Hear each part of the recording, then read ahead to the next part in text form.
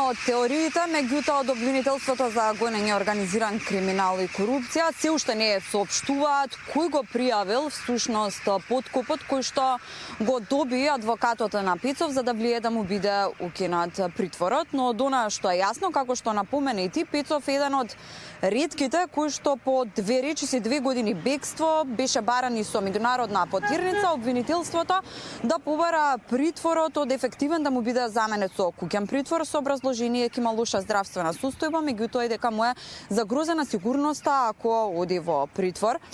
Пецов е осумничен за милионски финансиски криминал и даночно затајување во случајот Синџир. Претходно тој понуди 1 милион за да му биде укинет притворот, меѓутоа од апелација не ја прифатија гаранцијата, ниту пак прифатија да му биде укинат притворот, а токму викендот неговиот адвокат беше фатен со 20.000 евра мито кој што требало да ги даде на апелационен судија за да му биде укинат притворот, но меѓутоа неговиот адвокат и поранешен државен правобранител Стафа сега е во ефективен притвор, додека пак на Пецов му е определен куќен притвор. По 2 години бегство, синоќа тој се предаде на полицијата. Деталите да ги погледнеме во прилогот што следи.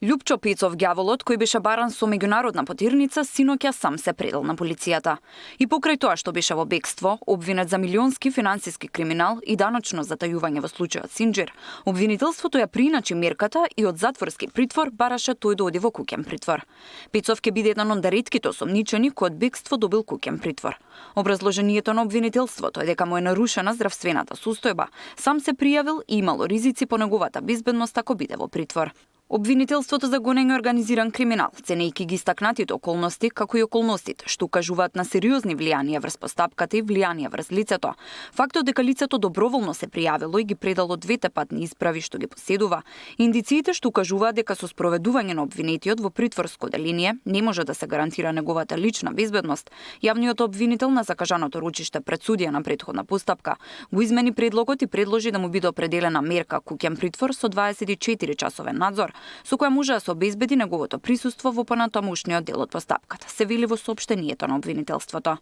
Од кривичниот суд појаснува дека судот не може да определи посилна мерка од таа што е предложена на записник.